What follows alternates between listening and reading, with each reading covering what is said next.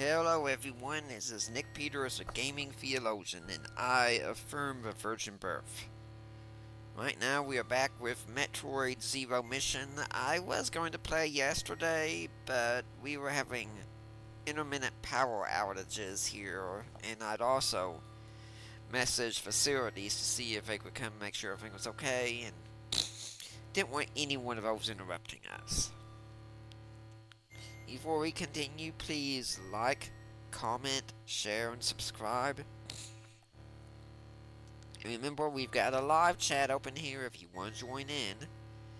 But for now, let's get back to our game. And today, I figured it'd be fun to talk about imaginary worlds. What are imaginary worlds? Well, there's this one for starters. Right now, playing in Metroid and going through Planet Zebes. This is an imaginary world. As far as we know, there is no real world of Zebes out there. But this is a planet that was created in the mind of someone sometime for Samus Aran to explore and to fight Metroids in, and other such things. Now, people I suspect have been creating imaginary worlds for quite some time. And it's not just non-Christians doing that. Christians have also created imaginary worlds. Middle-earth, to an extent, is an imaginary world. I realize it's supposed to be based on our world as is, but there are also aspects, obviously, imaginary. Ooh, there's a speed booster in this game, such as Ints, the tree folk, and orcs, and elves, and balrogs, and hobbits, and other such creatures.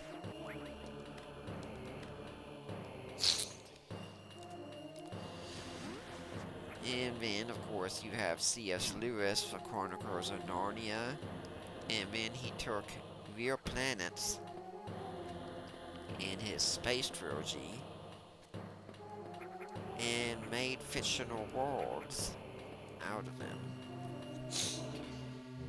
One of the best books you can read along these lines is Mark J.P. Wolf. He's got quite a few books on building imaginary worlds, and it is just simply fascinating to see the ideas that people have come up with over the years. You know, there are some philosophers who hold to ideas of what they call not so much imaginary worlds, but possible worlds. For instance, in one possible world, I'm not playing Metroid Zero Mission, I'm playing Metroid Fusion instead. And that's enough to make it a possible world. And why do they do this? It's not just because a lot of philosophers are incredibly bored, but because for them this is a way of also understanding different scenarios and what makes something necessary and essential enough. I don't really buy into the idea of impossible worlds, but some do. This is interesting.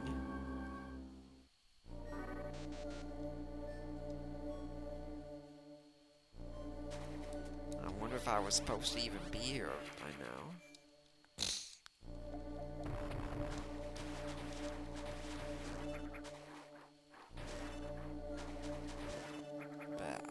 Reach this place, so it does seem my shot is automatically stronger right now.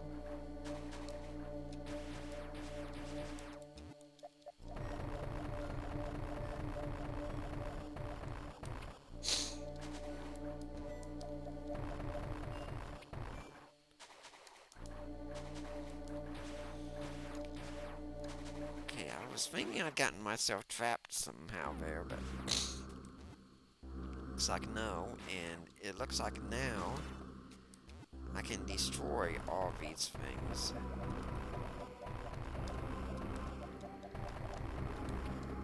So that's an interesting twist. Why do we create these imaginary worlds, though? And I suspect it's because we are made in the image of a creator. And being made in the image of a creator, we like to create ourselves. Now Tolkien, he was a master of this one, making a whole language, and one of his first tips to people who want to create imaginary worlds was to make a map first, or else you never would. This was a problem that Frank Baum had with his imaginary world of Oz, which we all know about the Wizard of Oz, but there are many more adventures that took place in the land of Oz. Ooh, this is all new here.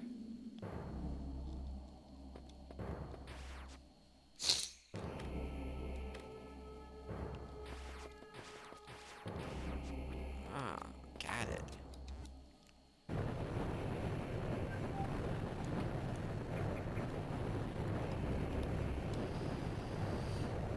Even during this game, this is returning to a world that I knew growing up, and yet it's been remade here, such that an old world I'm now learning new things about. Actually, we're gonna go and just see if maybe I can... Nope. I thought there might be a way to go up there. Whenever we do this, we are becoming creators ourselves. The thing is, we're never going to create something new in the sense that God had no idea about it. Since he knows everything, it's fascinating that from all eternity, God knew about planet Zebes and the adventure Samus Aran would have there. Whatever your fandom is, God has known about it from all eternity. And that is something, quite frankly, remarkable to think about. Okay. Well, I guess I've made it back to the start again.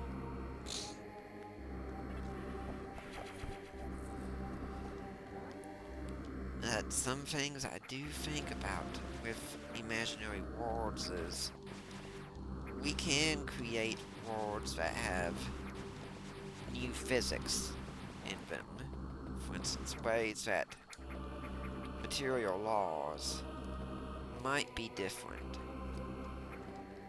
But could we ever create a world truly with, say, new ethics?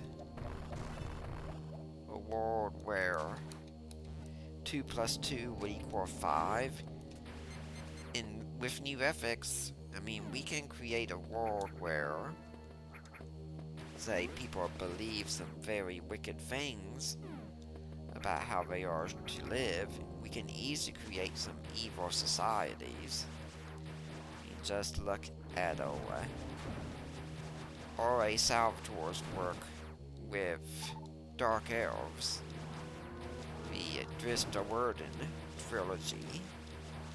The Dark Elves are a very barbarous people, very wicked society, but yet we all know, when we read them, that they are a wicked society.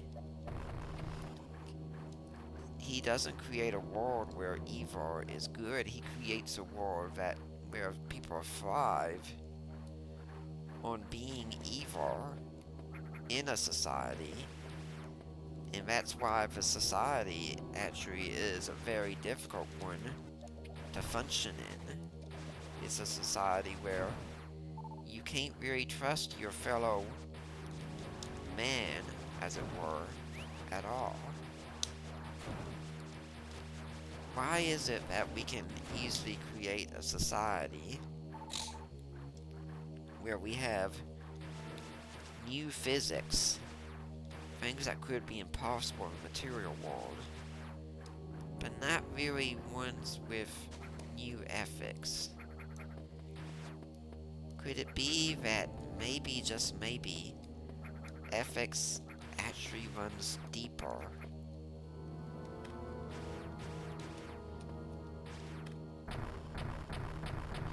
than material things do? Now, I suspect based on Super Metroid, I'm going to need to find power bombs to get that door open, which gives me even, oh cool, there are power bombs in this world. Let's see if I really need to, nope, don't need to go that way again.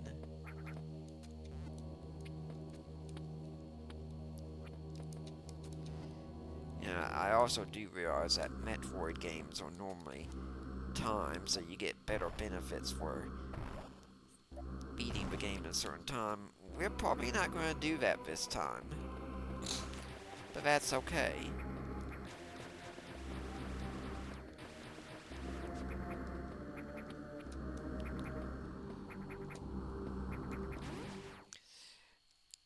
It's easier to picture, definitely, a world with a different set of physics than it is a world where, say, as C.S. Lewis would say, running from batter when you have the ability to win is seen as commendable.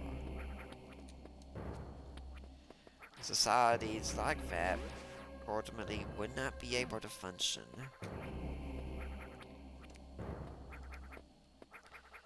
Now, when I have read about imaginary worlds, I happily grant a lot of them are very interesting because people are creative. We're meant to be creative. We're meant to create. We're meant to build. God gave us imaginations, and that is a very good thing. Okay, I'm gonna go here so I can make sure I can restock my missiles here. Sometimes we have Christians who panic over anything that has a trace of, say, magic in it. But we shouldn't. That's a fictional world someone's created. And it doesn't mean they're doing anything evil. That's determined on other grounds. Remember, C.S. Lewis and Tolkien both created worlds with magic and magical beings in them, and saw them as Christian worlds.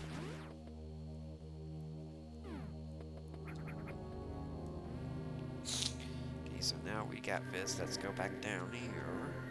Maybe we can do something different in warfare. And with the medium of a video game, we have these worlds that can be created and explored in whole new ways. Metroid, as we said, is an imaginary world. We played through Hyrule before this for Legend of Zelda. That's the imaginary world. Mushroom Kingdom. Everything. And we have this fascination with these worlds, and even if it's our own real world, we love having imaginary aspects to it. That's why we can delight in superhero movies, for instance. Or even if you're just talking about a crime drama or something that's still set in the real world, there are imaginary aspects to that.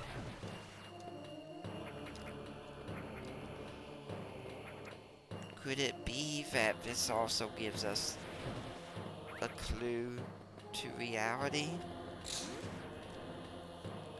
Just recently, for my studies, I read a book by William Bainbridge, E-Gods. Did not like it at all. Bainbridge is a game scholar, and he's also an atheist. And I didn't like it because he's an atheist. That wasn't the reason. That was incidental. The problem I had was he wore his atheism on his sleeve and made it that tantamount to everything. He's written books with Rodney Stark, and I've liked Rodney Stark's books. The thing is, when I got done reading one of his books,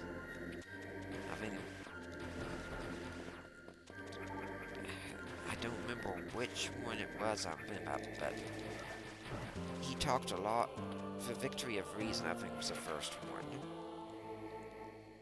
And I looked up to see if he was a Christian or not, because I couldn't tell from reading the book, because he was that impartial about the subject matter as far as I could tell.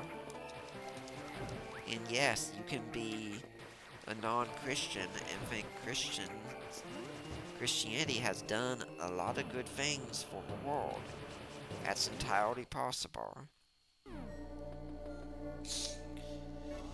But Bainbridge, he comes out touting his atheism most every single chance he gets. And he saw video games saying that he thinks this shows the deficit of religion. I think video games show the deficit of atheism. That materialistic philosophies aren't enough to leave us with wonder. I mean, it's quite ironic that even someone like Gene Roddenberry making Star Trek, and he was an avowed humanist. Yeah, in making such a series, I think he was actually working against his humanism and saying we want there to be more out there. Even if it is something just material still, we want more than what we have. Okay, not going to be able to beat that guy, looks like. Well, I think when I get an ice beam, which I'm pretty sure I'm going to get sometime, I need to come back here, and he can probably help me get up there.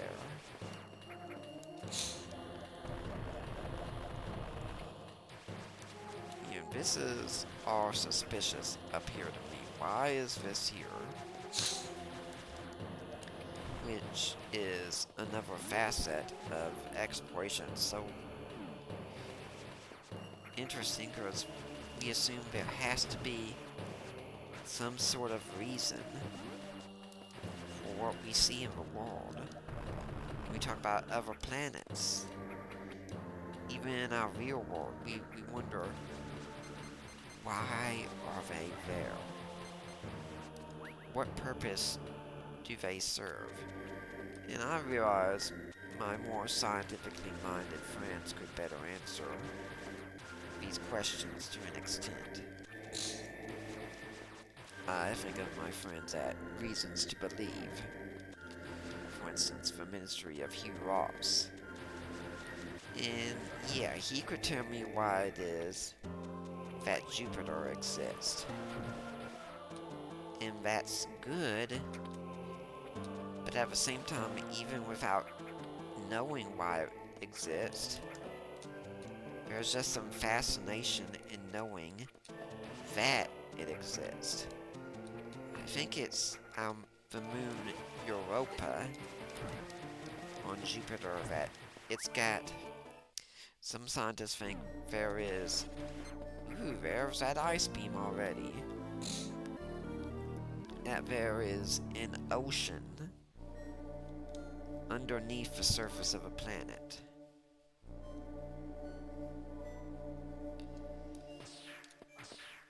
Isn't that fascinating just to think about? And sometimes I speculate that one of the things we will do in the new Earth, the new heavens, the new Earth, is explore all these places in the universe that we were never able to explore before. Okay, I think I'm gonna try and go up here first. See if I can do anything here this way instead of taking the easy way first. Well, it seems to be more this way, so I think now I will go back and take the easy way just to see if. Well, okay, I'll take that. I mean, in a new heavens, in a new earth, I don't think we'll have the same physical limitations we do here. Don't get me wrong, we will be physical beings still. We will have bodies. That's part of it.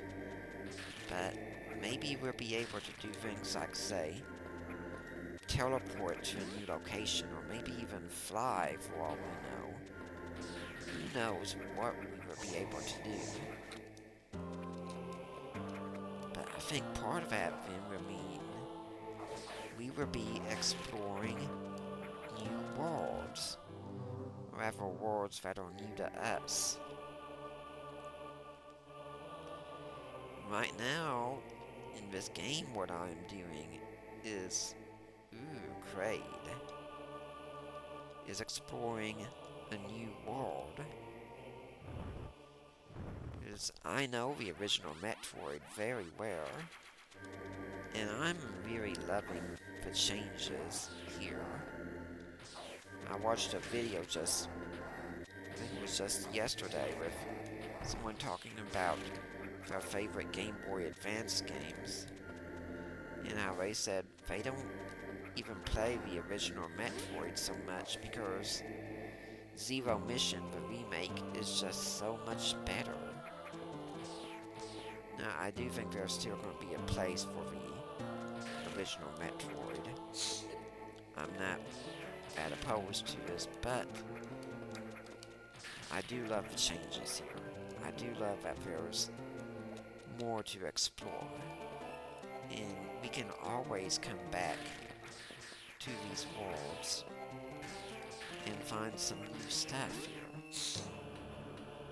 There's something very exciting about playing a game and discovering something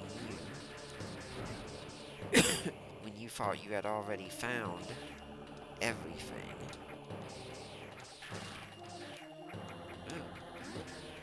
You don't want to go there now. I saw my health training. Or if you read a book or watch a TV series or movie and you notice something you had never noticed before. That's exciting. Let's see if there's anything different this way here. That's one of the benefits of studying scripture also, is discovering new things. And I'm not going to be one of those Christians who's going to tell you I discover something new every time I read the Bible. I don't. That's okay. Okay, I am in a tight spot here. Let's hope I can restore my health. Okay, that did not go well. But that's okay. I don't, but it is nice when I do. Or when I read a book and I get a new insight into the nature of God. Or something like that. That is always fascinating. And the thing is, as Christians, we have an infinite God with infinite capacity to create. And there are going to be new worlds created always, in a sense, for us. Or if not, I don't know what it's going to be, okay? But we will never grow bored in eternity. And we'll also be discovering new truths about God constantly. Because there's no way you can fully understand an infinite God. You can't. And we need to be people celebrating discovery every time, because we're always discovering God's truths after Him. A Christian should never fear science, for instance, because all we're doing in science is discovering the world God created. That should always be seen as a good thing. God made this world to be discovered, to be explored, and to hold our wonder in it. There is nothing wrong with a person dedicating their life to studying the material world. Nothing. Thank God some people do. Some people discover medicines and other things that many of us would never discover on our own. That's a good thing.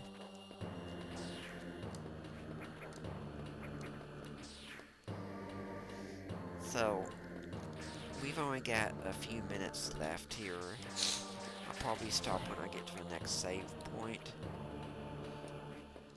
But the main thing I want you to do is, from this, is think about the joy of creation. That if you enjoy doing something like, say, exploring planet Zebes, that God is the one ultimately behind us. We cannot think of something new that He has not thought of previously. He is the original creator. We are only creating after Him. And perhaps what you can also do is find a way to create your own imaginary world.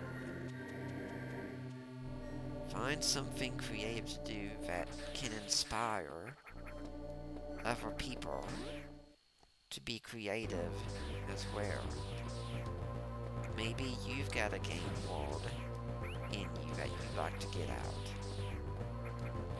Do it.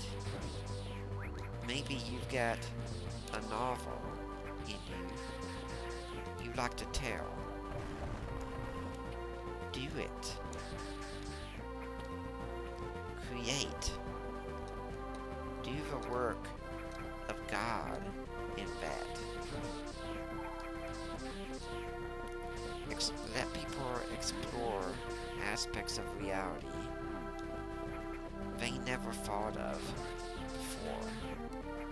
Because our God is a God of stories.